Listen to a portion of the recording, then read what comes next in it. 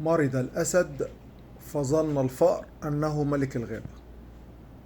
ما تتقالش غير كده، مع إن في حاجات كتيرة بس دي اللي تتقال. الأهلي بيفوز على الزمالك ويديله 3 بالشفا.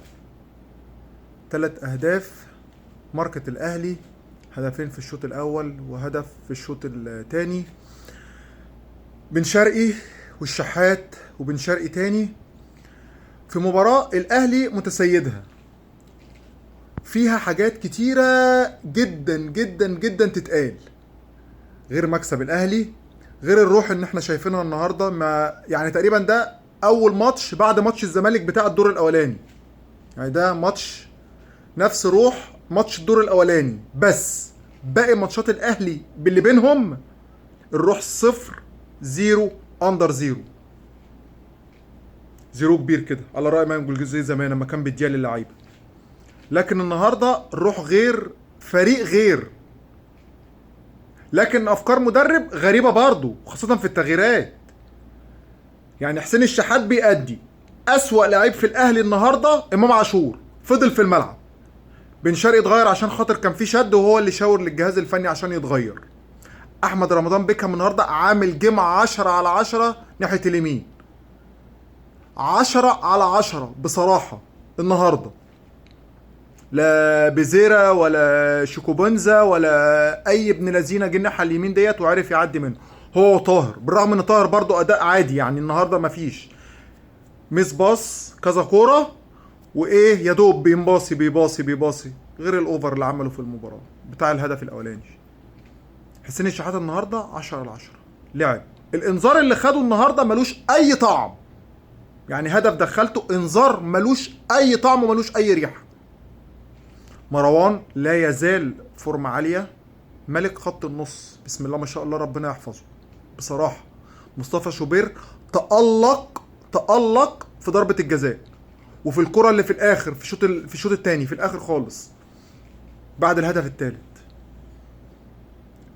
أما بالنسبة لهادي رياض، داخل باندفاع ووقفت نفسك غلط، يعني وقفت نفسك متأخر، لو وقف نفسك سنة بدري كان هو اللي خد انذار. وانا مش شايفها ضربة جزاء بصراحة برضه، يعني انا مش شايف دي ضربة جزاء، بس انت احتكاكك بيه خلاه مات. لكن انت داخل من غير ما تلمسه بس فرملت متاخر، يعني انت فرملت الفرمله بتاعتك متاخره قوي. هي كده كده الكره طويله وهو كده كده داخل عشان خاطر يرمي نفسه، زي ما عمل بعد كده في كورتين على خط ال 18 من بره والحكم مشاه لان هو داخل يرمي نفسه. ده شيكو بونزا، اسف، ده بيزير. اما بالنسبه لامام عاشور وجوده في الملعب النهارده غريب، غريب. تغيير حسين الشحات، حسين بيأدي كان هو المفروض هو اللي يطلع.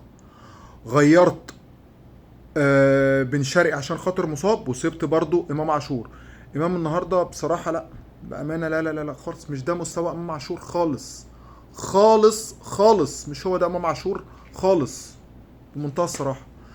على العموم الاهلي فاز 3 بونت. هل ال3 نقط دول يكونوا هم سبب تحقيق بيراميدز للدوري؟ ربنا يستر، بامانه ربنا يستر. 3 نقط دول لو كانوا كده مش عارف انا ممكن ايه اللي يحصل لي، ولكن انا فايز على الزمالك. فايز على الزمالك اللي هو الماتش ده بالنسبه لهم حتى لو خسرين الدوري يقول لك ماتش الاهلي والزمالك ده القمه لوحده ملوش اي حاجه. انا فزت عليك في ماتش القمه، فزت عليك في الدور الاولاني بنفس اللعيبه. الماتشين الجايين للاهلي، ماتشات كاس اسوأ من الماتش بتاع النهارده. ماتشات كاس لفرقتين اغلس من الزمالك واغلس من بيراميدز. الفرقتين سواء المصري او انبي اغلس من الزمالك واغلس من بيراميدز.